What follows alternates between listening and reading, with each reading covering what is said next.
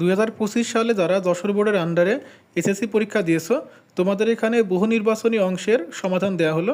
আমরা যখন সমাধানগুলো মেলাবো আমাদের উত্তরপত্রের সাথে, তখন অবশ্যই খেয়াল রাখতে হবে, যদি আমাদের রেজাল্টটা আশানুরূপ না হয় তাহলে হতাশ না হয়ে চেষ্টা করতে হবে পরবর্তী পরীক্ষাগুলো ভালো দেওয়ার জন্য। কারণ তুমি এখন হতাশাগ্রস্ত হও বা যত কিছুই করো, তোমার রেজাল্ট চেঞ্জ করা কিন্তু পসিবল না। বাট তোমার এই হতাশা তোমার পরবর্তী পরীক্ষার রেজাল্টের উপরে বাজে একটা ইফেক্ট ফেলবে। তো আমরা এটা অবশ্যই মাথায় রাখবো যে পরীক্ষা হয়ে গিয়েছে সেটা হয়ে গিয়েছে, পরবর্তী পরীক্ষার রেজাল্টটা ভালো করার ট্রাই করতে হবে।